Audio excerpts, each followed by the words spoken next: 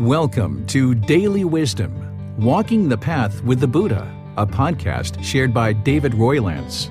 This podcast is dedicated to guiding you to completely eliminate the discontent mind and the suffering it causes by attaining enlightenment. Learn and practice the teachings of Gotama Buddha that will guide you to fully attain a peaceful, calm, serene, and content mind with joy.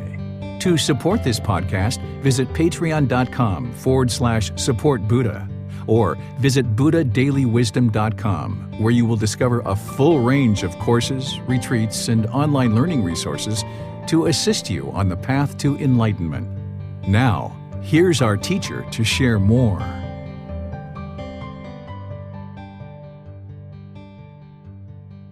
Sawadee Kap. Hello and welcome to Daily Wisdom, Walking the Path with the Buddha. Today is our Pali Canon and English study group where we study the words of the Buddha in this book series titled The Words of the Buddha, The Path to Enlightenment, Revealing the Hidden. We're in Volume 3, Chapters 51 through 60. What we do in this program is we start out class with a brief meditation just to prepare the mind for the class ahead. This will help you to retain the teachings for a longer period of time and be able to implement them into your life. Then after the meditation, I will share the chapters chapter by chapter, and we will have somebody read those. Either me or somebody else in Zoom might decide that they would like to volunteer to read. So we will read each individual chapter, and then I'll share teachings on that chapter and open up to any questions that you have. If this is your first time here, I'd like to welcome you, and if you've been joining regularly, I'd like to welcome you as well. The way that this works best for your learning is that if you read the chapters prior to class, you'll get a whole lot more out of this program. Of course, if you haven't read these chapters, you're more than welcome to join us for class because we're going to study them in the class. But by reading them prior to class, you'll be able to read the words of the Buddha. You'll see the reference back to the original Pali Canon and be able to access any teachings there. And you'll also see reflections that I've shared to be able to better help you to understand the teachings that the Buddha is sharing. He spoke very clear, very concise, and very precise, but it's always helpful to have some deeper reflections and to understand various aspects of the teachings that they connect to. And that's what I'm sharing with you in this book, that we're not going to be able to actually go through thoroughly in our class. So that's why it's helpful to actually read these prior to class. So then you'll probably come to class with certain questions that you might need to get answered. So the way that you get access to these books is you go to buddhadailywisdom.com. From there, you can download the books for free. You can take the book and go print it because it's a soft file. It's a PDF file. You can print it anywhere you like. Or you can order these as a Kindle version or a printed version on Amazon. If you have access to Amazon in your country, you can actually access them there. So feel free to join us for the meditation and the class afterwards. So I'd like to invite you to join for meditation. I'll start out with just a brief chant, and then I will guide you in a meditation once we actually get into the meditation itself. So if you'd like to take a position of either seated, lying, or standing, those tend to be the best positions for learning online. I'll just do some chanting to ease us into meditation, and then I'll just do some very brief guidance because this is just a short little meditation just prior to class. Arahang Samma Sambuddho Mahakeva Bhutang Mahakavanhang Apivateyami Savakato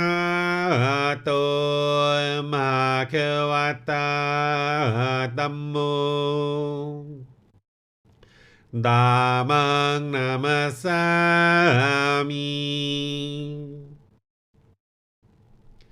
Supatipano Mahakavato Savakasangho Sanghang Namami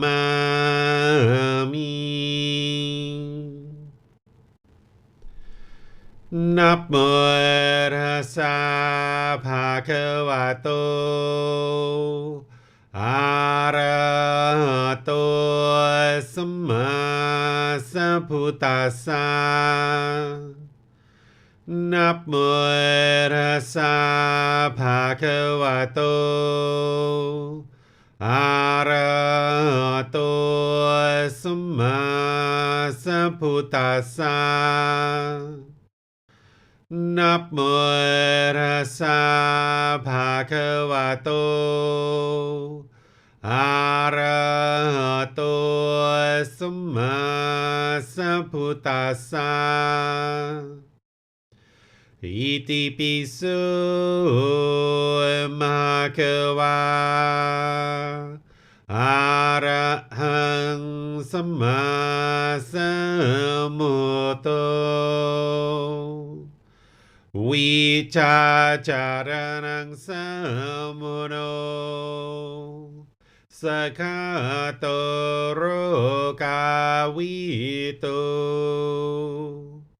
อนุเตโรปุริสาดามาสติสัตตาตาวามนุสนังโพโตภาควาติ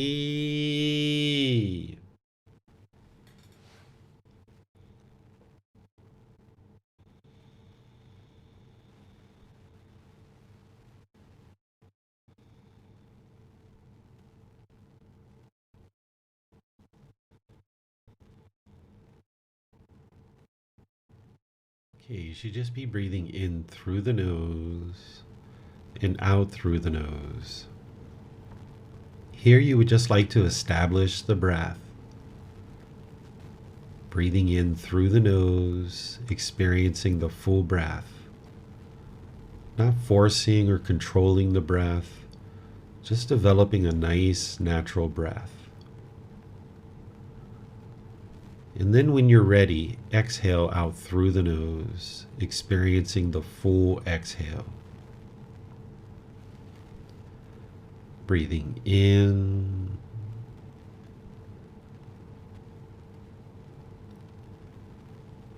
and out.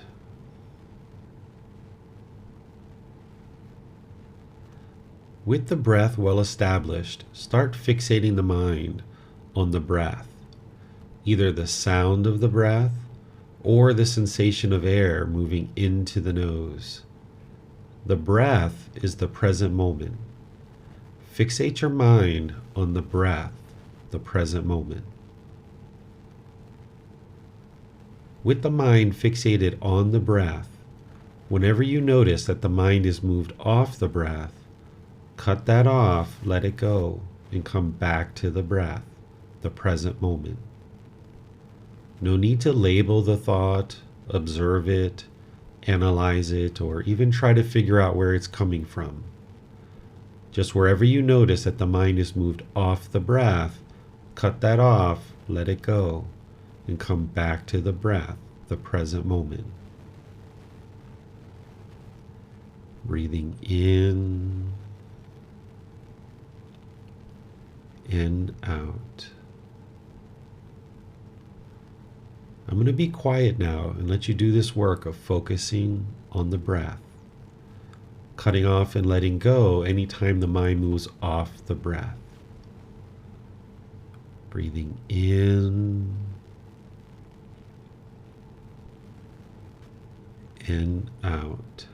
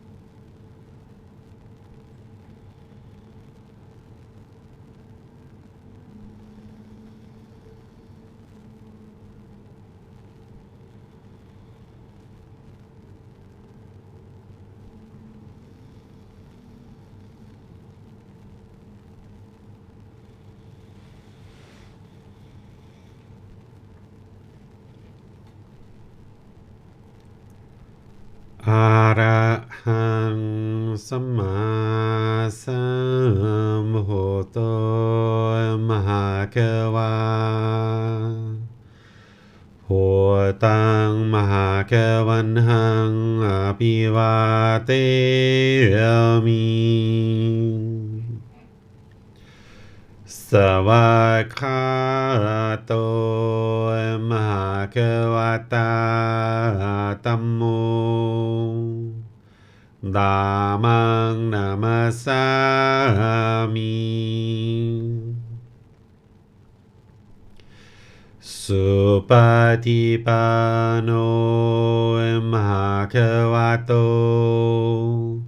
สาวกสังโฆสังฆังนามามินะโมตัสสะภะคะวะโตอะระหะโตสัมมาสัมพุทธัสสะนะโมตัสสะภะคะวะโตอะระหะโตสัมมาสัมพุทธัสสะนะโมตัสสะภะคะวะโตอะระหะโตสัมมาสัมพุทธัสสะอิติปิโสมะคะวะอะระหังสัมมาสัมพุทโธวิชาจารณังสัมมุโนสกขาโตโรกาวิโตอนุเตโรปุริสานามาสติสัตตาตาวามนุสนังโพโตภะคะวาติ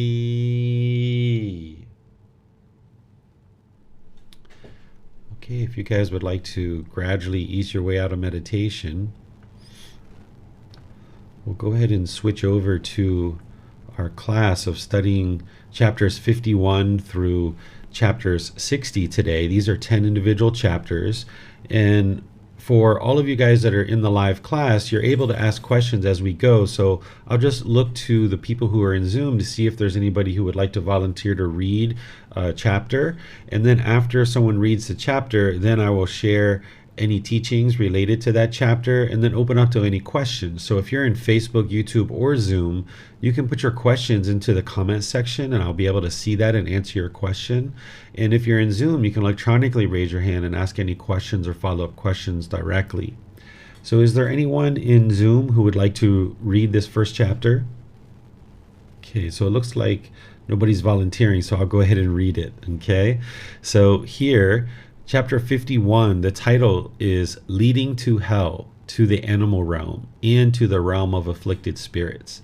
So before I even start reading this particular chapter, because it's obvious from the title what this is about, it's about the lower realms, it's important to understand, and you'll see this in the beginning part of this book, that the Buddha never used his teachings on the different realms as either to hang a carrot for you to be able to get to rebirth or to guilt, shame, or fear you into understanding anything about the lower realms in order to practice his teachings. Because remember, the path to enlightenment is to get to enlightenment so that there is no guilt, shame, and fear. So the Buddha wouldn't use guilt, shame, and fear or other type of feelings that might be produced in your mind as a way to incentivize you or motivate you to learn the teachings of the Buddha. And he wouldn't use rebirth in the heavenly realm as a way to kind of incentivize you to learn his teachings, because his goal is for you to get to enlightenment so you'll never experience rebirth ever again and to get rid of those discontent feelings. So as soon soon as you start seeing teachings about the cycle of rebirth, even if you haven't independently verified the cycle of rebirth yet, don't ever think that the Buddha is using it as a way to guilt, shame, or fear you, or hold a carrot in order to get you to learn and practice his teachings. He's just sharing true reality to help you understand what really is transpiring with these natural laws of existence. So after I read this one, I will help you to understand what he's actually teaching. So here he says, monks, the destruction of life, repeatedly pursued, developed, and cultivated, leads to hell, to the animal realm, and to the realm of afflicted spirits. For one reborn as a human being, the destruction of life, at minimum, leads to a short lifespan. Taking what is not given, repeatedly pursued, developed, and cultivated, leads to hell, to the animal realm, to the realm of afflicted spirits. For one reborn as a human being, taking what is not given, at minimum, leads to loss of wealth. Sexual misconduct, repeatedly pursued, developed, and cultivated, leads to hell, to the animal realm, and to the realm of afflicted spirits. For one reborn as a human being, sexual misconduct at minimum leads to hostility and competition. False speech, repeatedly pursued, developed, and cultivated, leads to hell, to the animal realm, and to the realm of afflicted spirits. For one reborn as a human being, false speech at minimum leads to false accusations. Argumentative speech, repeatedly pursued, developed, and cultivated, leads to hell, to the animal realm, to the realm of afflicted spirits. For the one reborn as a human being, argumentative speech at a minimum leads to being separated from one's friends. Harsh speech, repeatedly pursued, developed, and cultivated, leads to hell, to the animal realm, to the realm of afflicted spirits. For one reborn as a human being, harsh speech at minimum leads to hearing disagreeable things. Idle chatter, repeatedly pursued, developed, and cultivated, leads to hell, to the animal realm, and to the realm of afflicted spirits. For one reborn as a human being, idle chatter, at minimum, leads to others distrusting one's words. Drinking liquor and wine, ingestion of substances that cause heedlessness, repeatedly pursued, developed, and cultivated, leads to hell, to the animal realm, and to the realm of afflicted spirits. For one reborn as a human being, drinking liquor and wine, ingestion of substances that cause heedlessness, at minimum, leads to madness. Okay, so this is a very rare type of discourse that the Buddha is sharing, because what he's doing is he's taking a lot of the teachings from the 5 precepts and other parts of his teachings, like right speech, and helping you to see what it actually leads to in future rebirths. And here he's explaining that if you destroy life, meaning that you don't practice that first precept, and you do this repeatedly, and you develop it and cultivate it, it leads to rebirth in the hell realm, animal realm, and the realm of afflicted spirits. These lower realms, we've all been there for sure, for the most part. And as we are reborn into this human realm, we've done a whole lot of work through countless rebirths in order to just get to the point of a human birth. So a human birth is ideal. Obtaining the human state is very rare. So we shouldn't allow this opportunity to go to waste, and we should ensure that we're cultivating the mind in order to move as close to enlightenment or to get to enlightenment as we can in this life. Being reborn into hell, animal realm, or afflicted spirits, this is very detrimental to one's existences, because the Buddha describes rebirth into hell in the animal realm as being like in a prison, because it's very challenging to get out of those realms. Because in the animal realm, for example, a lot of the animals that are in the animal realm need to constantly kill in order to eat and sustain their life. So it's very challenging to let go of killing as an animal in order to get to a better rebirth. Also, animals tend to steal, and they tend to have sexual misconduct. So in an animal birth, it's very challenging to get out of that existence. So you typically need to go through countless animal existences just to get to the point where you can potentially be reborn into the human realm. So this human state is the ideal state. And here he's explaining that even if you're reborn as a human being, if you were killing, that at minimum it leads to a shorter lifespan. Because if you think about this, you can independently verify for yourself that if somebody repeatedly is killing, that oftentimes people want to kill that person. If you think about soldiers going off to war, even though their government has allowed them to go to war and they're not prosecuted for murder, oftentimes they experience a shorter lifespan. If you're 18, 20, 25, you go to war, if you're killing, you're very likely to be killed yourself, or other types of killings as well. So you can go through each individual one of these and you can independently verify this for yourself and see what the Buddha is sharing with you is just this cause and effect, or action and result.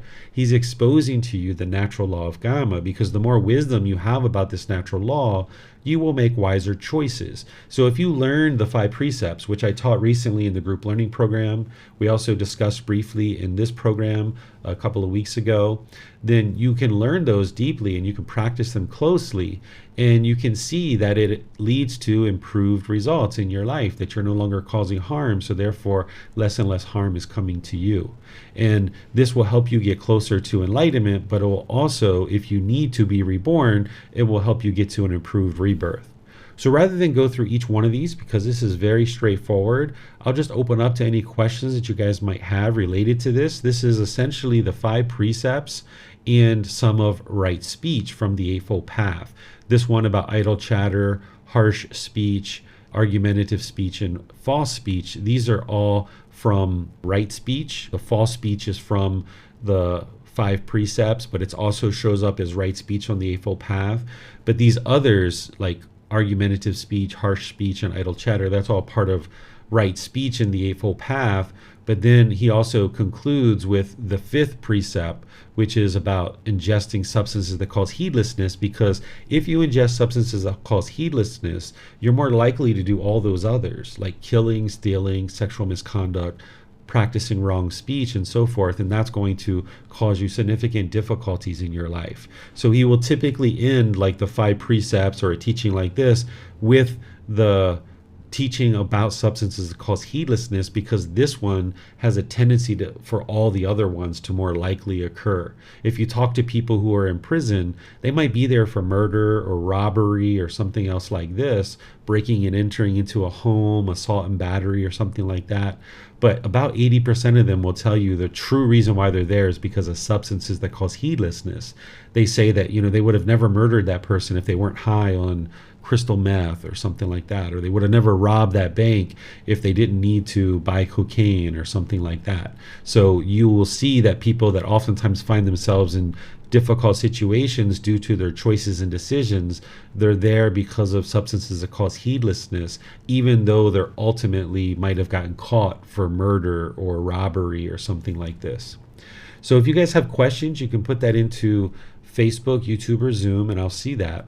Or in Zoom, you can electronically raise your hand and ask any questions or follow-up questions directly. So I'm seeing a question here in Facebook that's asking, is the PDF available? The answer is yes. If you go to our website, buddhadailywisdom.com, you will see the button for free books, and from there you'll be able to download all 12 of them. We're in volume 3 today, chapters 51 through 60, so you can download those as you need to read them. And not only will you get the words of the Buddha, but you'll get that reference and you'll get the words that I'm sharing as well. So you're welcome to download it from there. I'm not seeing any questions in YouTube or Zoom, so we'll go ahead and move into the next chapter. And anytime you guys in Zoom would like to maybe volunteer, you're welcome to do that. Otherwise, I'll just keep reading. Okay, so chapter 52, the title here is Reappear in a Happy Destination. But here, student, some man or woman, abandoning the killing of living beings, abstains from killing living beings, with rod and weapon laid aside. Gently and kindly, he resides compassionate to all living beings. Because of performing and undertaking such action, on the dissolution of the body after death, he reappears in a happy destination, even in the heavenly world. But if on the dissolution of the body after death, he does not reappear in a happy destination in the heavenly world, he instead comes back to the human state. Then, wherever he is reborn, he is long-lived. But here, student, some man or woman is not given to injuring beings with the hand, with the clod, with a stick, or with a knife. because of performing and undertaking such actions, on the dissolution of the body after death, he reappears in a happy destination in the heavenly world. But instead, he comes back to the human state. Then wherever he is reborn, he is healthy. But here, student, some man or woman gives food, drink, clothing, carriages, garlands, scents, ointments, beds, dwelling, and lamps to ascetics or Brahmins. Because of performing and undertaking such action on the dissolution of the body after death, he reappears in a happy destination in the heavenly world. But if instead he comes back to the human state, then wherever he is reborn, he is wealthy. But here, student, some man or woman is not of an angry and irritable character. Even when criticized a little, he is not offended, does not become angry, hostile, and resentful, and does not display anger, hate, and bitterness. Because of performing and undertaking such action on the dissolution of the body after death, he reappears in a happy destination in the heavenly world. But if instead he comes back to the human state, then wherever he is reborn, he is beautiful. But here, student, some man or woman is not jealous. One who does not become jealous, resentful, and feel bitter about the gains, honor, respect, gratitude, salutations, and veneration received by others.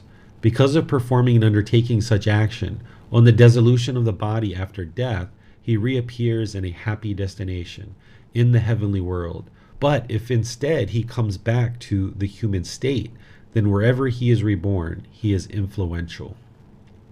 But here, student, some man or woman is not stubborn and arrogant.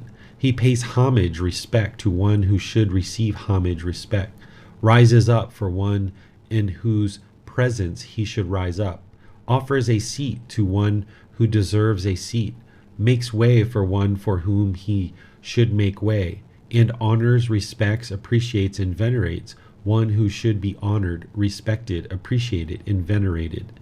Because of performing and undertaking such action on the dissolution of the body after death, he reappears in a happy destination in the heavenly world.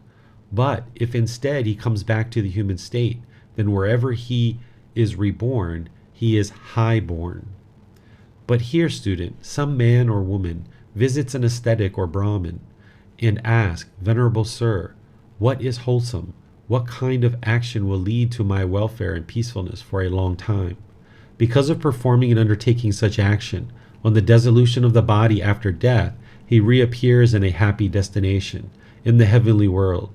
But if instead he comes back to the human state, then wherever he is reborn, he is wise. Okay, so the way that I suggest that you look at a discourse like this from the Buddha is he's sharing certain qualities that would be wise to cultivate in your practice. And he says, if you cultivate these qualities, upon your death, you'll be reborn in the heavenly world. Or if you come back to the human realm, you will experience this benefit. Well, these same things that he's describing that lead to rebirth in the heavenly world or some beneficial outcome in the human world, these are also the same exact things that lead to enlightenment. So if you're not interested in rebirth, you're not interested in a heavenly rebirth, you're not interested in coming back to the human realm, you're interested in getting to enlightenment and ending this whole cycle of rebirth now, then what you can do with a discourse like this is you can go through and you can parse out what it is that he's describing and start developing that as part of your practice. So this first one that he's talking about living compassionately for all living beings and not killing. Well, that's part of the first precept, so you might already be deciding to practice that. Then he's also talking about essentially right action here, not injuring other beings with your hand, your clod, your stick, or your knife, ensuring that you're not causing bodily harm with your body, not harming others through the bodily actions. Then he says somebody gives food, drink, clothing, carriages, garlands, scents, ointments, beds, dwelling in lamps to ascetics and Brahmins. These are the teachers. These are the people who are sharing the teachings in the world. By you making offerings, you're helping those people to share more and more of their teachings in the world, and more people learn the teachings, and now you become part of a larger and larger community that more and more people are learning and practicing these teachings. You have more and more people to talk to understand the teachings, to become role models. And by you making these offerings, it's helping you to eliminate craving, desire, attachment. So it's helping your mind to get closer and closer to enlightenment, because it's helping you to get rid of craving, desire, attachment. But you're also supporting the continued growth of the community of people who are learning and practicing these teachings. By supporting a teacher, more and more people will come to learn these teachings, and then you'll have more people to interact with and learn from and become role models with and discuss the teachings, which is ultimately going to help you. Then, if you are not angry, irritable when you are criticized, that you're not offended, and you do not become angry, hostile, and resentful or bitter when somebody's criticizing you, then this is a very helpful quality of your mind, that this is helping you to eliminate that personal existence view, that very first fetter. And it's also helping you to eliminate the fetter of ill will as well. So by you training your mind this way, that when someone's being critical, that you don't take it in an angry, irritable way, and you're not offended by it, you can just be non-hostile and non-resentful and non-bitter, then this is going to help you get closer and closer to enlightenment, because an unenlightened mind is only going to want to hear agreeable things. So when you hear disagreeable things, when you hear criticism, you're going to potentially get angry or hostile or bitter, because the mind hasn't got one of its cravings fulfilled, which is it's craving permanent, agreeable speech from other people about your self-image or your self-identity. There's a certain central desire in there in the mind, and when the mind doesn't get that fulfilled, it'll move to ill will. So by you training your mind to listen to criticism and whatever somebody says, okay, that's their opinion, that's their view, you don't need to get angry and upset about it. This is going to lead to your mind becoming more and more enlightened. But as with all of these, if you don't get to enlightenment, it's going to lead to an improved rebirth, either in the heavenly realm or in the human realm. Then the Buddha talks about someone who's not jealous, that when other people are having gain, honor, respect, gratitude, salutations, or venerations, that you don't get jealous as a result of that. By not having jealousy, this ensures that you're not having craving, desire, attachment, because jealousy will spring up from craving, desire, attachment. So if you practice the opposite of jealousy, which is sympathetic joy. Sympathetic joy is joy for others' success, even if you didn't contribute to it. So when you see somebody else get a promotion at work, or you see somebody get a new house or a new car, or they go on a trip and they travel around the world, and maybe you want to do those same things, maybe you want those same things, but you should have joy for this other person's success, even though they're having gain, or even though they're being honored or respected by other people. And maybe you're not. Maybe people don't look at you that way. It's okay. Don't be jealous. Just maintain your mind, protect the mind, don't allow jealousy to arise, and just practice sympathetic joy, that you're joyful for their success. Then the Buddha talks here about being stubborn or arrogant, and that someone pays homage and receives homage, that essentially you're working on eliminating conceit, that if you give up your seat to other people, that you should rise up and let people sit, and these other things, that if you're practicing to not be stubborn and to not be arrogant, that means you're working on eliminating conceit. So by eliminating conceit, once again, this is going to get you closer to enlightenment, because conceit is one of the fetters, but it's also, if you fall short of enlightenment for any reason, it's going to lead to an improved rebirth in the heavenly realm or the human realm. And when the Buddha is talking about highborn here, what he's talking about is during that lifetime, people considered if you were born into a rich, wealthy family, that your life was going to be much better than someone who's born into a family of laborers and things like this, because in that rich, wealthy family, you wouldn't have to work as hard in order to sustain your life. During the lifetime of the Buddha, it was very challenging to sustain your life. I mean, just think about how they got water. 2 or 3 times a week, somebody had to carry buckets back and forth and back and forth and back and forth. Nowadays, we kind of take it for granted that we can just walk over to a faucet and open the water. Same thing with indoor plumbing for using the bathroom or taking a shower, or acquiring food or clothing or these kind of things. It was a lot of work during that lifetime to be able to sustain your life. And if you were born into a wealthy family, you didn't have to worry about those things, which would give you more time to be able to learn and practice the teachings to get to enlightenment, so that you're not experiencing rebirth and coming back and experiencing this all over again. So essentially what he's talking about here is being born into a situation where it's very easy for you to attain the basic necessities of life. And then he talks about if somebody is visiting an ascetic or Brahmin. These are people who are sharing teachings to be able to help you to get to enlightenment. And you're asking them questions. What is wholesome? What kind of action will lead to my welfare and peacefulness for a long time?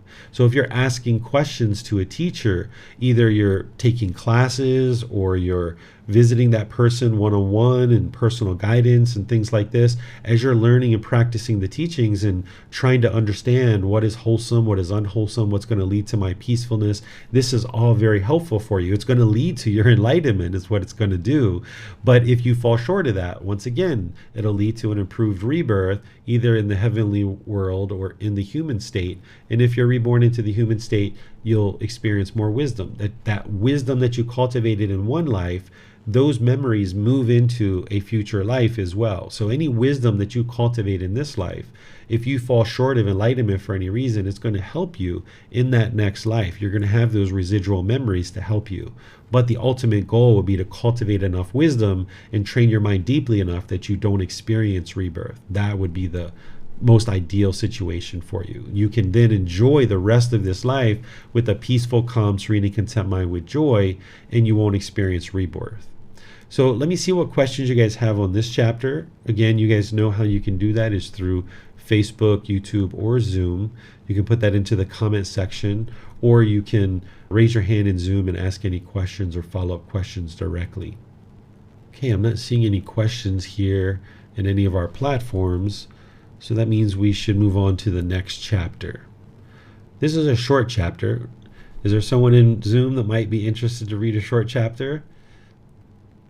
I will try. Okay, I like hearing you guys read. 8 worry conditions: gain and loss, shame and flame, blame and place, pleasure and pain. These conditions that people meet are impermanent, transient, and subject to change. A wise and mindful person knows them and sees that they are subject to change. Desirable conditions doesn't excite his mind, nor is it saddened by undesirable conditions. All right, thank you, Punya. So here the Buddha is talking about gain and loss, shame and fame, blame and praise, pleasure and pain. These are exact opposites of each other. These are the things that we experience in life, and as a result of that, a person's mind might either become excited or saddened. So if you experience gain, you're gaining some kind of material wealth, you might get excited. Or if you experience loss, you might get sad. And what the Buddha is explaining here is that if you eliminate craving, desire, attachment, essentially, that you will no longer experience that excitement and that sadness when you experience these things. Same thing with shame, right? If you experience a certain situation happen, if someone's talking bad about you, you won't experience sadness as a result if you eliminate the craving. Or if you experience fame, you won't experience all this excitement just because you're famous, because that would be conditional feeling. Same thing with blame. If somebody blames you for something, if you've eliminated craving, you won't feel sad when that happens, because you'll know that I didn't do that and this person might be blaming you for it, but you're not craving for people to permanently understand what you've done and what you haven't done. And if someone chooses to blame you, then you might try to sort that out or resolve it or address it, but you're not going to feel sad. And the same thing is if somebody praises you, if you've eliminated this craving, desire, attachment from the mind, of conceit or personal existence view, the ego essentially. When someone praises you, you might say thank you for your kind words, or I appreciate your thoughtfulness, or whatever you might say, or you might just say nothing, or you might just smile, or whatever it is, but you won't allow the mind to get those conditioned pleasant feelings of excitement or elation just because someone's praising you. Because if you allow the mind to do that, then when someone blames you, now you're going to feel sad. So you need to restrain the mind so that it no longer experiences those conditional feelings.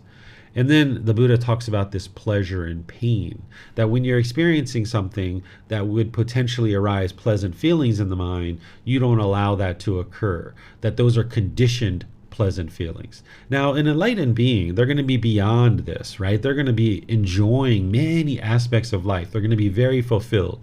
So if an enlightened being eats a piece of chocolate cake, wow, they know it tastes good and they really enjoy it, but their mind is not clinging to it, expecting it to be permanent, because they'll know that it is impermanent, right? They know that it's subject to change, that it's transient. So when you're doing something pleasurable in your life, you shouldn't allow the mind to indulge in these conditioned pleasant feelings based on the condition of you doing something. You might decide to have a conversation with a friend, or go to the movies, go to a restaurant, and you'll enjoy that time that you're together, but then when it's over, and you just move on. Whereas if you're craving and clinging and you allow the mind to experience those conditioned pleasant feelings, then you're going to experience painful feelings when it's over, because the mind can no longer experience that. So you need to restrain the mind when it will experience those conditioned pleasant feelings. By letting go of the temporary happiness, you can then experience the permanent joy, or this unconditioned happiness in the mind. So as long as you hold on to conditional happiness, you won't be able to experience unconditioned happiness. What conditioned happiness is you have all these conditions. If this happens, and this happens, and this happens, and this happens, and this happens, and this happens, then I'll be happy. But that's only temporary because it's conditional. All those conditions start changing, and now you're sad. What an enlightened being is experiencing is unconditional happiness.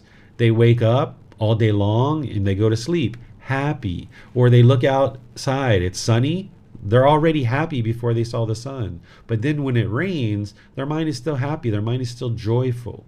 So if you allow the mind to experience conditional happiness when it's sunny outside, then that means when it's raining, you're going to be sad.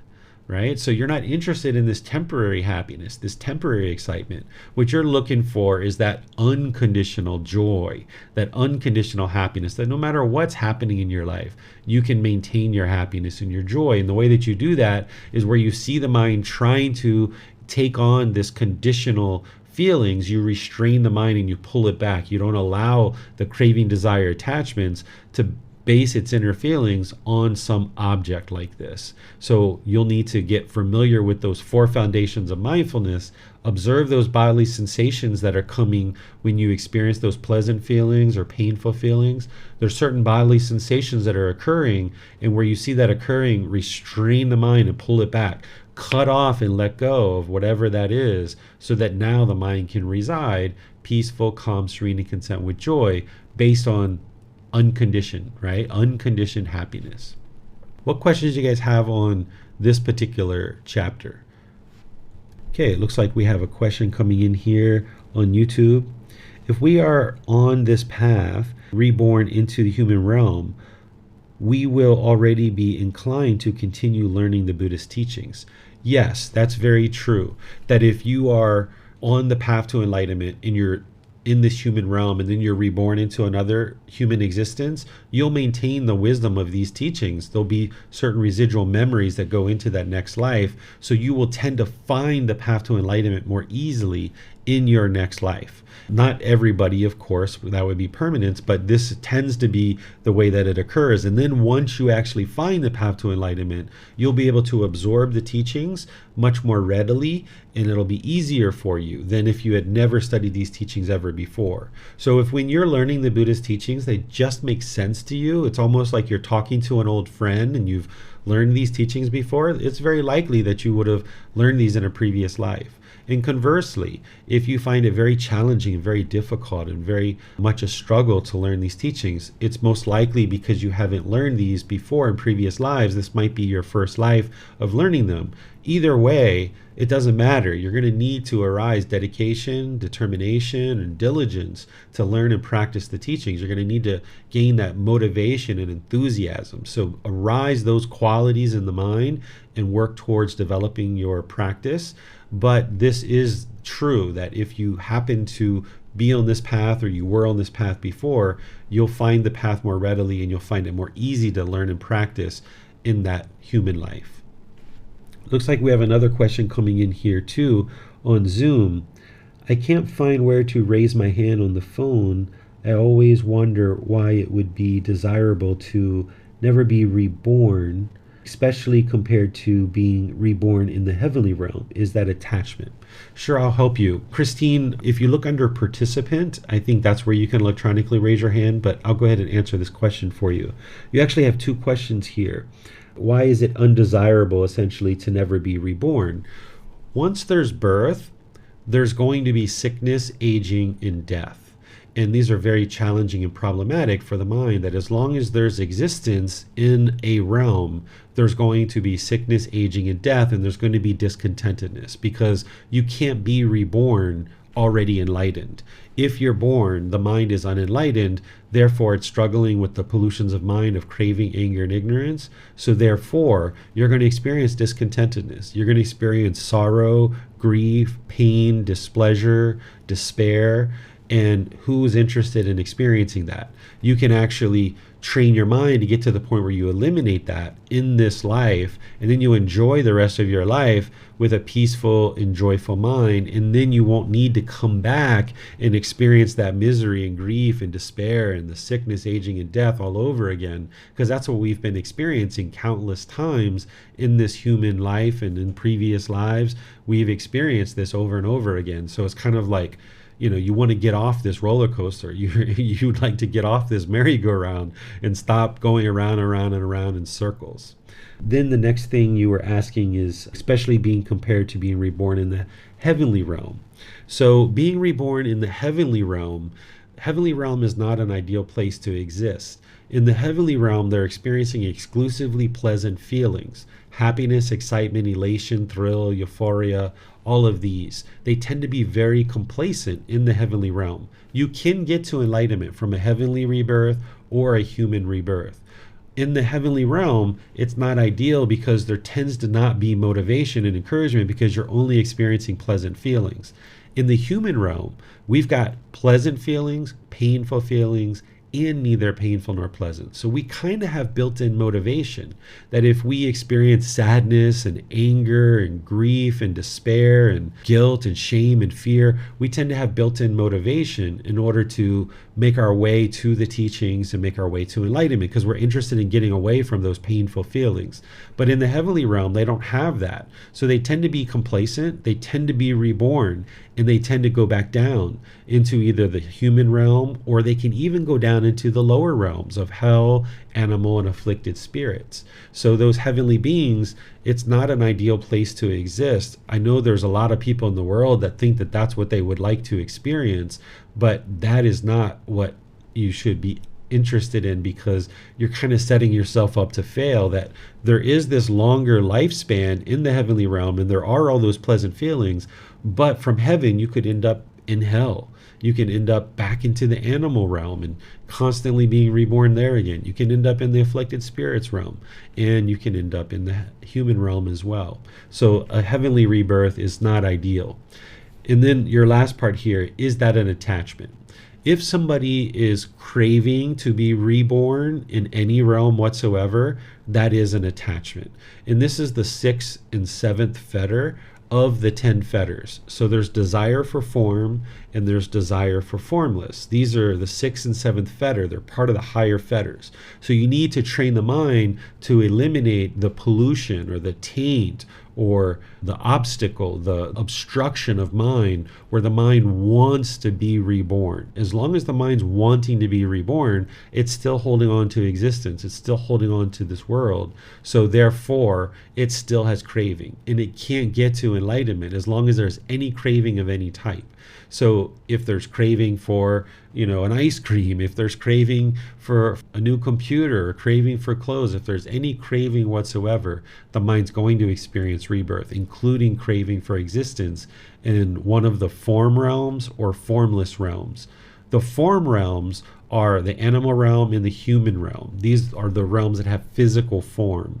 The formless realms are the realms that don't have physical form, like hell realm, afflicted spirits, and the heavenly realm. These realms don't have any kind of physical form, so we call them the formless realms. So thanks for those questions. Let me see if we have any on Facebook. Yes, I see there's a question here on Facebook. Can you explain the animal realm? Okay, so the animal realm is the animals that we have seen and interact with on different situations, whether it's a dog or cat or a mouse or a rat or a worm or a bird or an ant or a beetle, a fish, a whale, any of these animals in the animal realm. These are all beings that are experiencing pleasant feelings, painful feelings, and neither painful nor pleasant.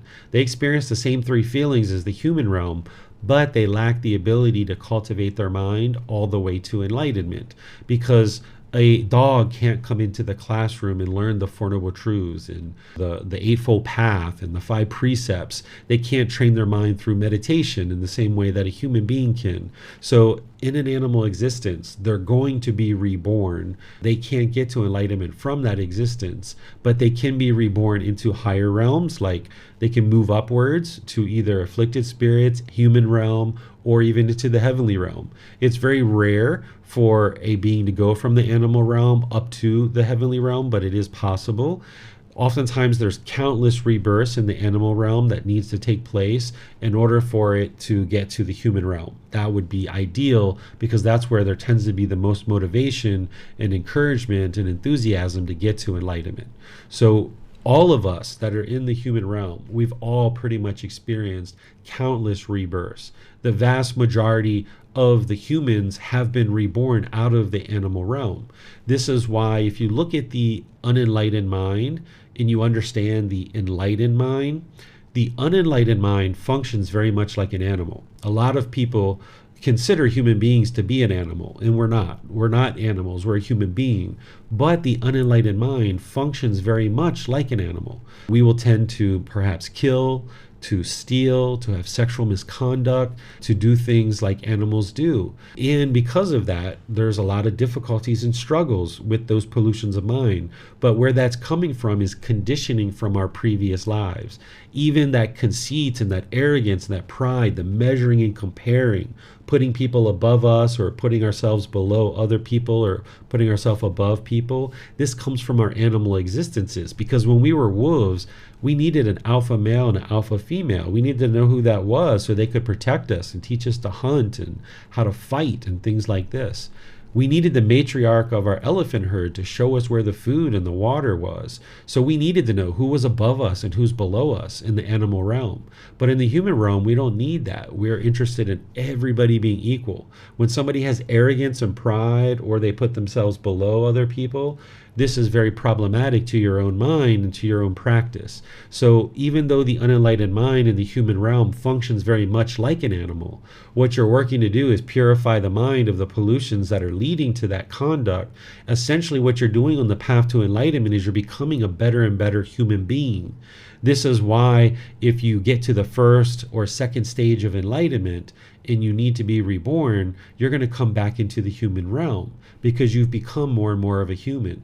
Whereas if you're not in those first 2 stages of enlightenment, the more likely thing is that you're going to be reborn into the lower realms. So what you're doing on this path to enlightenment, among everything else, as you're purifying the mind and eliminating those pollutions, you're essentially training the mind to become a better and better human being. And that's what you would like to work on, because in that animal existences, we couldn't do that. So our mind has been conditioned by those countless animal existences. And that's why in the unenlightened state, we tend to function very much like animals. Excellent question, guys. Really wonderful to see all these great questions. All right, looks like those are all the questions we have right now. So I'm going to move on to the next chapter. Thank you, Panya, for reading that. Here you can see in the description of the chapter, I give further details. I give this chart and different things like this that you guys would like to probably read as part of these chapters. So now we're in chapter 54. Is there anyone in Zoom that would like to read this particular chapter? All right, Caldon, go ahead. Deeds with fruit that result in great accomplishment and power. Having cultivated for 7 years a mind of loving kindness, for 7 eons of contraction and expansion, I did not return to this world. Whenever the eon contracted, I reached the plane of streaming radiance. And when the eon expanded, I arose in an empty heavenly mansion. And there I was Brahma, God, the great Brahma, the unvanquished victor, the all-knowing, the all-powerful. 36 times I was Satta, ruler of the heavenly beings, and many hundreds of times I was a wheel-turning monarch, Ratios, a king of righteousness, conqueror of the 4 regions of the earth, maintaining stability in the land, in possession of the 7 treasures. What need is there to speak of mere local kingship? It occurred to me, monks, to wonder of what kind of deed of mine is this the fruit? Of what deeds ripening am I now of such great accomplishment and power? And then it occurred to me, it is the fruit of 3 kinds of deeds of mine, the ripening of 3 kinds of deeds that I am now of such great accomplishment and power, deeds of giving, of mastery of the mind, and of refraining. All right, thank you, Caldon. This is a very interesting chapter, and I'll walk you guys through this and help you guys understand this. The Buddha is talking about, what he did essentially in order to get to enlightenment and train his mind, is developing loving kindness. And of course, all of his teachings is explaining what he did in order to get to enlightenment. But here he's highlighting the fact that he cultivated his mind with loving kindness, and he did that for 7 years. And then he talks about some other things that he did there. But ultimately what he gets to is he starts talking about some of his rebirths. He's talking here essentially about being God, right? So a lot of times people think that the Buddha denied the existence of God, or he didn't teach about God, but he absolutely did. In the teachings of the Buddha, he refers to God as Brahma, much like a Muslim would refer to God as Allah. It's the different name, but it's referencing the same being, this supreme being that in English we refer to as God. In Arabic, they might refer to this being as Allah. In the time of the life of the Buddha, they refer to this being as Brahma, and there's other languages that refer to this being in other ways. So here he's talking about essentially being this all-knowing and all-powerful God. What I think he's probably talking about is looking out at the world as God, because God is an individual being that isn't being reborn. They are in existence. This being has an enormous lifespan. So the Buddha wasn't reborn as God in the past. I think what he's actually describing is him looking out at the world as if he is God, all-knowing and all-powerful. And he experienced this at one point in his life.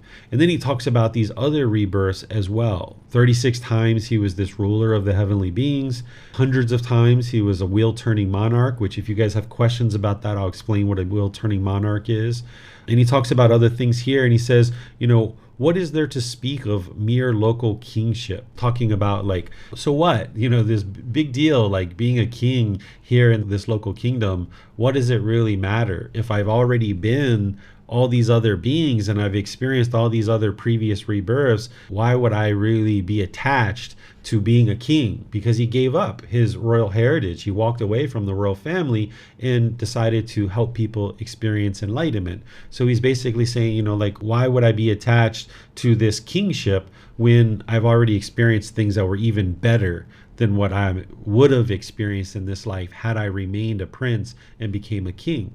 So then he goes on and he says, what is it that led to this great accomplishment of being able to get to enlightenment as a Buddha in this last life? And he's going through and he's getting ready to share with you the 3 things that led to him being able to get to enlightenment through practice in his previous lives and through practice in this life. What was it that truly led to his enlightenment? It's not only here, but it's in other parts of his teachings as well. He talks about the practice of generosity. The practice of generosity was a main thing in this teaching and in other teachings that he talks about, of giving and sharing, that this is what led to him being able to get to enlightenment on his own in his last life. Because if you understand what's causing discontentedness, which is craving, desire, attachment, and getting to enlightenment is to eliminate craving, desire, attachment, and it's generosity that helps you do that, then you would understand that practicing generosity and giving and sharing over multiple lifetimes, this is what's ultimately going to lead to your enlightenment. So even a Buddha will have needed to have practiced significant amount of giving and sharing, practicing generosity in their last life, but also in their previous lives as well. And that's the main thing that's helping, along with breathing mindfulness meditation and other teachings. But this is one of the main things that's leading to the elimination of craving, desire, attachment, because with craving, desire, attachment, the mind's going to feel selfish. It's going to hold on to your money, to your clothes, to your possessions, to various things that you have in life. It's going to want to hold on to these things very tightly. So if you can share your clothes, if you can share your money, if you can share your food, if you can share your house, letting people sleep there, if you can share your car and these kind of things, it trains your mind to let go and not to hold on to these things very tightly. You would like to be to the point where you understand all these things are impermanent, they don't belong to you, and you can easily let them go. So practicing giving and sharing is what's going to help with that. Then there's this mastery of the mind. This is practicing the mental discipline of the Eightfold Path, that right effort, right mindfulness, and right concentration. Training the mind through that, but also training the mind in moral conduct and gaining wisdom as well, the entire path. So mastering the mind, understanding the mind inside and out, backwards and forwards. The Buddha is explaining to you what those teachings are in his teachings, but then you'll need to independently investigate those and verify them so that then you can practice and see the truth for yourself and gain this mastery of the mind. And then lastly, he talks about this refraining. What he's talking about here is he's talking about restraining the mind. So maybe in situations where your mind is craving and longing and yearning, maybe you're in the mall and you see this new pair of shoes and you feel your mind pulling or longing for that. You need to restrain the mind. Or you see a new phone or a new computer and you're like, oh, I really want that. And you need to restrain the mind and pull it back. Or you want a new house just for the sake of having a bigger house and looking better for other people. You need to restrain the mind and pull that back. These are the 3 things that he's saying which led to his great accomplishment, is generosity, mastering the teachings through training the mind and mastering the mind, and then restraining the mind and refraining from things like stealing and sexual misconduct and lying and substances that cause heedlessness and other things that you're going to need to restrain your mind from. And then that is going to help you to eliminate the cravings, desires, attachments, so that then you can experience this liberation or the freedom of strong feelings. So let me know what questions you guys have on this, either through Facebook, YouTube, or Zoom. Remember, you can electronically raise your hand in Zoom, or you can put that into the comment section. In Facebook and YouTube, you would need to put it into the comment section. I'm not seeing any questions in Facebook, and I don't see any in YouTube either. So we can go ahead and move on to the next chapter. Chapter 55. I'll go ahead and read this one, and then if any of the rest of you guys would like to read some future ones, just let me know. Here, chapter 55. An unsurpassed field of merit for the world. Monks, these 8 persons are worthy of gifts, worthy of hospitality, worthy of offerings, worthy of reverential salutation, an unsurpassed field of merit for the world. What 8? The stream enterer, the one practicing for the realization of the fruit of stream entry. The once returner, the one practicing for the realization of the fruit of once returning. The non-returner, the one practicing for the realization of the fruit of non-returning. The Arahant, the one practicing for the realization of the fruit of Arahantship. These 8 persons, monks, are worthy of gifts, worthy of hospitality, worthy of offerings, worthy of reverential salutations, an unsurpassed field of merit for the world. The 4 practicing the way, and the 4 established in the fruit. This is the upright community, composed in wisdom and virtuous behavior or moral conduct, for people intent on sacrifice, for living beings seeking merit, making merit that ripens in the acquisitions. What is given to the community bears great fruit. Okay, so in that last chapter, the Buddha was talking about how giving led to his improvement in the condition of his mind, and how that was really helpful for him in order to get to enlightenment. So here, he's describing the type of people to make offerings to, if you decide you would like to make offerings and produce merit. Because remember, there's generosity and then there's merit. What generosity is, which is what you would need to practice, you will need generosity, you will need merit. What generosity is practicing the giving and sharing of more than is strictly required in any given situation. You're going to be practicing and need to practice generosity in many different situations. If you're walking into a store and you hold the door for yourself, if there's someone behind you, perhaps you hold the door. Or if somebody drops something at the store, you might help them pick it up. Or you might help somebody return their cart back to a shopping place. Or you might see your neighbor needs help with something. Or you might have made some food and share that with your neighbor or something like that. There's all kinds of different generosity in your work environment and in your personal environment where you can practice generosity, the giving and sharing of your time, effort, energy, and resources more than is strictly required in any given situation. That's generosity. But if you practice generosity towards the continuation of the teachings of the Buddha with teachers or temples or making opportunities available for people to get help with these teachings, this is what's called merit. And what the Buddha is describing here is merit. Because if you're making offerings to anybody who's established in one of the 4 stages of enlightenment, that's what he's talking about here. Stream enterer, once returner, non-returner, and arahant. These are the 4 stages of enlightenment. The mind is actually enlightened when it's in the stage as an arahant, the 4th stage. But these other stages, the mind is very firmly rooted in these stages of enlightenment, and it won't regress backwards from there. So if you're making offerings to somebody who's in one of these 4 stages of enlightenment, you're supporting and encouraging them to continue on the path and get more and more enlightened. And if people are actually sharing the teachings, then you're helping to support the teachings coming into the world. But also what's occurring is in order for you to make an offering to somebody who's either a stream enterer, once returner, non-returner, or arahant, you're going to have enough wisdom to be able to discern whether somebody is in the 1st, 2nd, 3rd, or 4th stage of enlightenment. And the way that you cultivate that wisdom is you learn the teachings of the Buddha. And by you now coming in contact with a stream enterer, a once returner, a non-returner, an arahant, you're going to gain more and more wisdom to be able to understand these teachings and get to enlightenment yourself. So this is of huge benefit to you to make offerings to people who are in one of these 4 stages of enlightenment and who are sharing these teachings, because it helps you to eliminate craving, desire, attachment. It helps those individuals to get further on their path, and it helps you to come in contact with people who have a lot of wisdom about the path so that then you can get further and further along the path. So that's what the Buddha is talking about with these first 4 types of people. Then he's talking about one who is practicing for the realization of either stream entry, once returner, non-returner, or arahant. So those are people who are in the process of getting to that particular stage of enlightenment. And then he explains here the 4 practicing the way. Those are the people who are practicing to get to one of those 4 stages of enlightenment.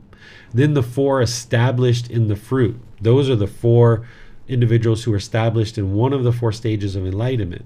He's saying this is the upright community, because during his lifetime there were many people who were teaching that their teachings didn't necessarily lead to enlightenment, and those people were teaching. The Buddha was sharing his teachings, and he knew that his teachings led to enlightenment, but these other people were sharing their teachings, and people were making offerings because they didn't know the difference. The average household practitioner didn't know what the difference was between the Buddha's teachings and some other teacher's teaching, because they weren't aren't deeply learning and practicing the teachings. So the Buddha is making sure people understand that it's his community that is the upright community, because he knows that it's his teachings that lead to enlightenment, and that they're composed in wisdom and virtuous behavior. So when you're making an offering, you should see somebody has a high degree of virtuous behavior or moral conduct. You should see that they're not killing, they're not stealing, they're not having sexual misconduct, they're not lying, they're not taking substances that cause heedlessness, they're practicing right view, right intention, right speech, right action, right livelihood, right effort, right mindfulness, right concentration. You should see the wisdom, the virtuous behavior or moral conduct, and you should even see the mental discipline there as well for anybody who's in one of those 4 stages of enlightenment. And then he's saying, for people intent on sacrifice, for living beings seeking merit. So if you're interested in essentially practicing to eliminate craving, desire, attachment, and you're seeking merit to improve your ability to get closer and closer to enlightenment, which this merit ripens in the acquisitions. What that means is the acquisitions of the 4 stages of enlightenment in the necessities that you need in order to sustain your life. That when you're practicing generosity towards these people, these 8 individuals, then you're going to have the ability to get closer and closer to the attainment of these stages of enlightenment yourself. Then he says here, what is given to the community bears great fruit.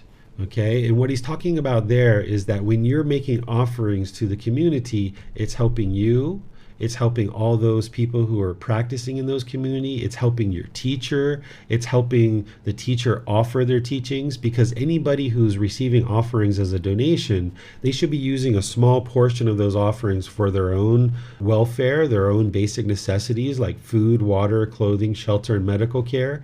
But then those offerings should be coming back to the community by things that teacher is using the resources for to purchase in order to help the community. So like I can speak from my example, like I purchase meditation cushions, or I purchase projectors and screens, and I need to purchase things in order to help the community to learn. Like I might print things out, or I might print books or things like this. So the offerings that you're making to a teacher, they should be using a certain portion of that just for their basic necessities to sustain their life. But then there should be all the rest of that coming back to the community in order to help the community to be able to learn and practice. So when you're making an offering, the Gama is that it's coming right back to you as well through learning the teachings and through having the resources that you need in order to be able to gain access to the teachings. So if you guys have any questions, let me know. You can put that into Facebook, YouTube, or Zoom. Hi, can you hear me? Yes, I can. Perfect, thank you. Can I ask a general question on generosity too? Because you mentioned it to bring up the difference between generosity and merit, or would you like me to ask this another time? Sure, you can ask that question if you like. Thank you. I've been thinking about it for a while, because there's many things that I used to do, like work with disabled people on the weekend for many years. But then there's always been something, how I benefited from it. And then I felt it's actually not generous, because I also gained something from it at the end. I didn't know it when I started it, but it turned out this way. And then the mind kind of started to cling to it and justify all the time that I spent there with, oh yeah, I'm also getting something out of it. It actually turned out it was really good to get a scholarship for me to have been working with disabled people for many years. And it's like this with many things actually. And then I'm always feeling like this, I cannot even count this as being generous. Yeah, so what pure generosity is where you're giving and sharing your time, effort, energy, and resources more than is strictly required in any given situation, and you have no expectation of anything in return. If something does come back to you, because there is going to be things coming back to you, when you practice generosity, you're going to experience the benefits of that. The Gama is going to come back to you. But that's not your purpose. That's not your expectation. That's not what you're wanting out of the practice of generosity. So it's best to be sure that when you're practicing generosity, that you're doing it without any expectation of anything in return, but you can be aware that there will be things that do come back to you. And that's still generosity. It's just that your mind wasn't necessarily expecting those things. Thank you. That's helpful. Okay, so it's really about setting the mind up in the right way. Exactly. If you look at the volume 13, that's where there's a collection of teachings about generosity. You'll see that the Buddha talks about the benefits of what you're going to experience as a result of practicing generosity, but you shouldn't be practicing generosity with those things in mind, that that's what you want, but you'll just know that when they occur, that is a result of your generosity. Thank you. Yeah, I noticed that it actually felt really bad to feel like, okay, now I'm only doing it to get this back, and it kind of destroyed the whole thing. Yeah, just whenever you practice you. generosity, just no expectations, and then your mind's protected. And of course, when you're practicing, the Buddha also talks about being joyful before you give, being calm and confident while you're giving, and then be joyful when you're done as well. So that basically you don't have remorse, like, oh my goodness, I gave too much, or no, I didn't give enough. So you'd like your mind to be joyful before giving, you would like your mind to be calm and confident while giving, and you would like the mind to be joyful afterwards as well. Thank you. All right, you're welcome, Christine. All right, so let's go to the next chapter, which is chapter 56. Is there anyone in Zoom who would like to read chapter 56?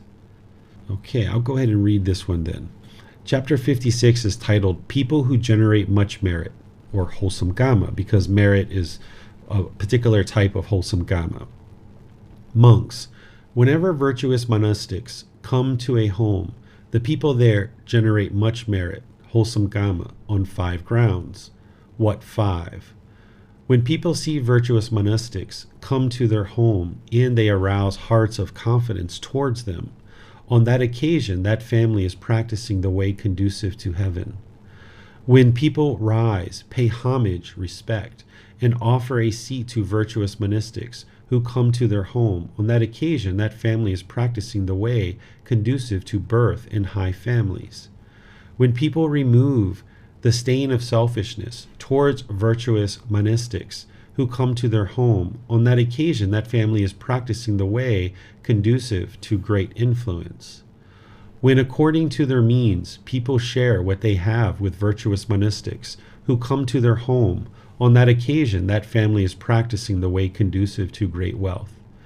When people question virtuous monastics who come to their home, make inquiries about the teachings, and listen to the teachings, on that occasion that family is practicing the way conducive to great wisdom. Monks, whenever virtuous monastics come to a home, the people there generate much merit, or wholesome Gama, on these 5 grounds. So we're in this couple of chapters here where the Buddha is talking about merit and generosity and the importance of this and what it leads to. Notice that whenever he talks about practicing making offerings to teachers and monastics, people who are sharing the teachings, he always will preface it with this word virtuous, or practicing good, wholesome moral conduct. Because if you can think about during the lifetime of the Buddha, there must have just been thousands and thousands and tens of thousands of people learning with him by the time that he died. So not all of those people are necessarily learning and practicing the teachings as closely as others. So he's encouraging people to seek out people who are practicing the virtuous moral conduct, because these are the people who deeply understand the teachings, they've cultivated the wisdom, and by you supporting them, they're going to be able to then share the teachings with others and help the teachings come into the world. Whereas if there was someone who wasn't really far along in their practice, say they're an ordained practitioner, maybe they're smoking, or they're hitting animals, or they're drinking alcohol, or having sex and things like this. These are all things that monastics shouldn't be doing as part of their precepts and part of what they've been learning and practicing. So if you see these kind of things happening, then you know that these ordained practitioners aren't practicing closely, and it would be unwise for you to support them.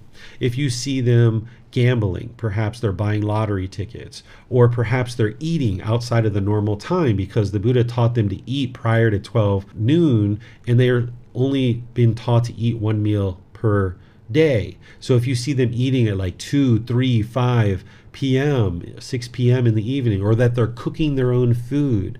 Monastics aren't supposed to cook their own food. When you see these kind of things going on, it would be unwise to support them because it's going to lead to them continuing to be complacent. Instead, look for virtuous practitioners who are really working to apply effort to bring the teachings into the world. And the Buddha is explaining to you how to actually practice this generosity and what it actually leads to. And these are all beneficial results for you. Of course, the number one thing that you're gaining through practicing making offerings is you're getting rid of craving, desire, attachment. That's the ultimate thing. But then by practicing making offerings to virtuous practitioners, then you're actually in the presence of somebody who can now share the wisdom of what it takes to get to enlightenment. So that would be very wise to look to practice making offerings to individuals who are bringing the teachings into the world, and they themselves are practicing the teachings very closely. Let me know what questions you guys have on this. If you guys have any questions, you can raise your hand in Zoom, or you can put those into the comment section of Zoom. If you guys are in YouTube or Facebook, you can put that into the comment section. I'll be able to see it there and answer any questions that you might have. All right, I don't see any questions anywhere. So let's go ahead and move into the next chapter. This is chapter 57. All right, I'll just go ahead and keep reading unless somebody in Zoom decides to volunteer. This one is titled Adjusted to a Balanced Pitch. This is going to help you understand the middle way, which is a topic we just recently covered in the group learning program. Tell me, Sona, in the past, when you lived at home, weren't you skilled at the lute, which is a stringed instrument? Yes, venerable sir. What do you think, Sona? When its strings were too tight, was your lute well tuned and easy to play? No, venerable sir. When its strings were too loose, was your lute well tuned and easy to play? No, venerable sir. But Sona, when its strings were neither too tight nor too loose, but adjusted to a balanced pitch, was your lute well tuned and easy to play? Yes, venerable sir. So too, Sona, if energy is aroused too forcefully, this leads to restlessness, and if energy is too soft, this leads to complacency. Therefore, Sona, be determined on balance of energy, spiritual faculties, and take up achieving evenness of the object there. Yes, venerable sir, the venerable Sona replied. So here, what the Buddha is describing is this middle way, that if your mind has too much craving and longing and yearning, it's not in the middle, it's not going to perform well. But also, if your mind is dull and lethargic and unmotivated and unenthusiastic, it's going to be complacent and it's not going to feel peaceful and joyful there too. So it's just like this stringed instrument that you need to tune it perfectly in the middle. And when you tune the mind perfectly in the middle, which the Eightfold Path is helping you to figure out how to do that, then your mind can perform optimally. This is where the mind eliminates discontentedness. This is where your personal and professional relationships will blossom. And this is where you get focus, concentration, clarity of mind, and deep memory. So here, what you're looking to do is not arouse energy forcefully, right? So if you're noticing that you are dull and lethargic and you need to bring the mind to the middle, you need to arise energy, but don't do that forcefully. You'd like to move the mind into the middle and move it there, but not with a whole lot of force, because the mind doesn't like that impermanence, that aggressiveness. But also, if the mind is overactive, right, or complacent, or any of these other feelings, you would like to bring the mind into the middle just little by little. It's kind of like these little touches to bring the mind to the middle so that you have this balance of energy and this evenness of temper. What questions do you guys have here on this particular chapter? Okay, I'm not seeing any questions anywhere. So let's move on. Looks like Christine, you have a question. Go ahead. Christine, do you have a question there, or was that your hand up from before? Trying to myself and I couldn't, and then I was trying to write in the chat, but I also couldn't. But speaking. So, I noticed that I'm having a very hard time keeping my mind in the middle when I'm giving workshops to other people. It seems to bring up a lot of adrenaline, and it seems to I'm kind of calm and relaxed. It's not that I'm really portraying this super driven, aggressive person, but I noticed it after the workshop. I just have been giving a 3-day workshop, and I came home, and for the last 2 days, my mind was constantly replaying the scenes, and I just couldn't stop it at all. And I was really exhausted. So that's showing me that I was not in the middle at all, right? Absolutely.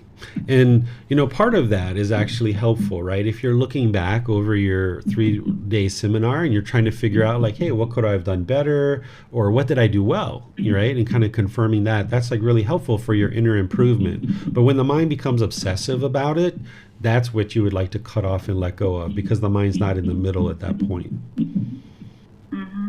And during the seminar, this tension that I'm having there, I don't even know where it's coming from, but it must be created from my own mind too, right? So that's something where I'm out of the middle too. Yes, if there's tension in the body or in the mind, there's some craving, desire, attachment that's in the mind, that the mind's longing and yearning for something. Maybe you're trying to be perfect, or you're trying to overperform, or maybe you're scared about how people might envision you, or maybe you're trying to deliver your extreme best and not being comfortable with just whatever it is that you can provide.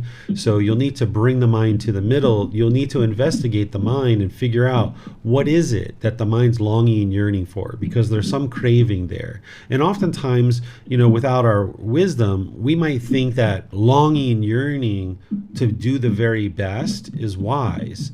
But what you would like to do is, you're not interested in being complacent in your 3-day seminar, because you need to deliver a certain amount of teachings. But you're also not interested in longing and yearning and craving and trying to overperform and be perfect. What you're looking to do is come to the middle, where you aspire to do a good job. You have the goal, you have the objective, you're interested in doing a good job, and you work towards that gradually over the 3 days, and any preparation that you do before the seminar as well. But if you're longing, yearning to be perfect, for example, or you were complacent, then this is going to not promote the mind being in the middle.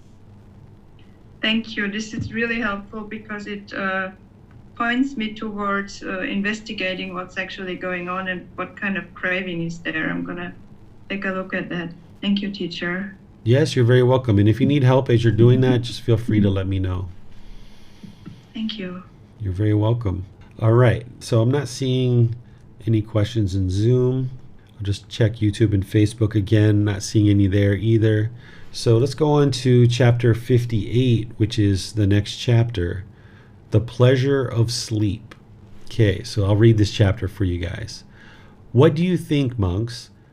Have you ever seen or heard that a head-anointed Khattiya king, while exercising rule all his life, is pleasing and agreeable to the country if he spends as much time as he wants, yielding to the pleasure of rest, the pleasure of inactivity, the pleasure of sleep?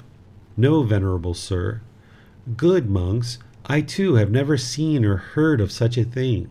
What do you think, monks? Have you ever seen or heard that a royal official, a favorite son, a general, a village headman, a club master, while exercising leadership over the club all his life, is pleasing and agreeable to the club if he spends as much time as he wants, yielding to the pleasure of rest, the pleasure of inactivity, the pleasure of sleep? No, venerable sir. Good, monks. I too have never seen or heard of such a thing. Monks, what do you think? Suppose there is an ascetic or Brahmin who spends as much time as he wants, yielding to the pleasure of rest, the pleasure of inactivity, the pleasure of sleep, one who does not guard the doors of the sense bases, who is immoderate in eating, who is not intent on wakefulness, who lacks insight into wholesome qualities, who does not reside intent on the effort to develop the aids to enlightenment in the earlier and later phases of the night. Have you ever seen or heard that such a one, with the destruction of the taints, has realized for himself with direct knowledge or experience, in this very life, the taintless liberation of mind, liberation by wisdom, and having entered upon it, resides in it? No, venerable sir. Good, monks, I too have never seen or heard of such a thing. Therefore, monks, you should train yourselves thus. We will guard the doors of the sense bases, be moderate in eating, and be intent on wakefulness. We will have wisdom into wholesome qualities, and will reside intent on the effort to develop the aids to enlightenment in the earlier and later phases of the night.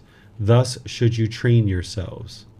So what the Buddha is talking about here is ensuring that you're not complacent, that you remain dedicated, determined, and diligent in your practice. He's talking about a king. Have you ever seen a king who was essentially doing such a good job and the people in the country find him to be pleasing and agreeable, but yet he was fairly complacent, right? He was taking all this time to rest and inactivity and sleep.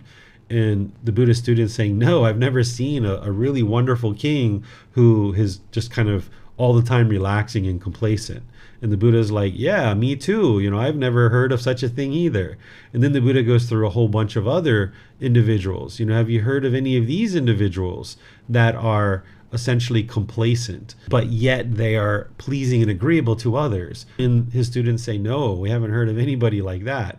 And the Buddha is saying, yeah, me either. I haven't heard of such a thing either. And now the Buddha is saying, okay, have you ever heard of a ascetic or a Brahmin, essentially somebody who's on the path to enlightenment, that is complacent, yet they actually get to enlightenment? That's this last part. Can somebody get to enlightenment and actually be complacent in doing so? And the students say, no, I've never seen anybody who's gotten to enlightenment who's complacent. And the Buddha is saying, yeah, me too. I've never seen anybody that's been able to do that either. So then the Buddha says, okay, so what you need to do in order to ensure that you're not complacent is guard your sense bases.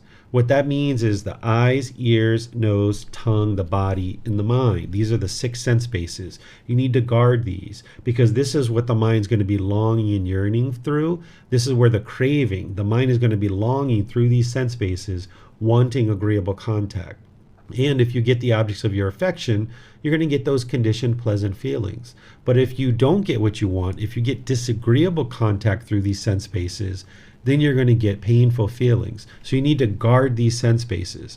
So let me give you an example from my life. At one time, I had a craving for coffee, and I really, really enjoyed drinking coffee. It's one of the things I really enjoyed about moving to Thailand is there's iced coffee on pretty much every street, and it's so delicious and so tasty, and it's very inexpensive.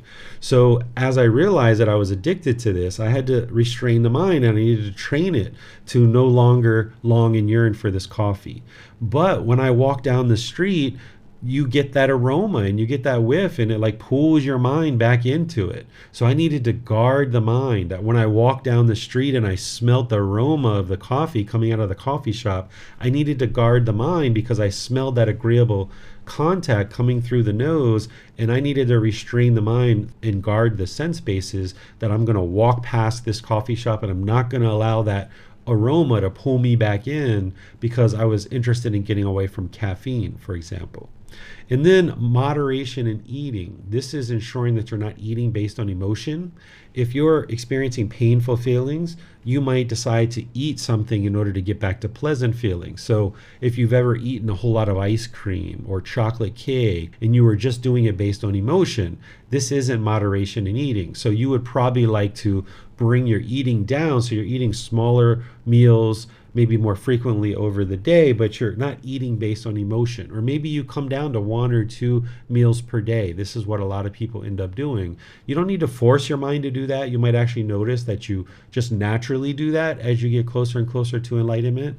But where you see the mind eating out of emotion, you would like to cut that off and let it go. Just eat in order to sustain the body. The Buddha talks in other teachings that you should eat just enough that you've eliminated the hunger pains. So if there's pain in the body from hunger, you should eat and then just eat enough until that pain is gone. Don't continue to gorge. That would not be moderation of eating.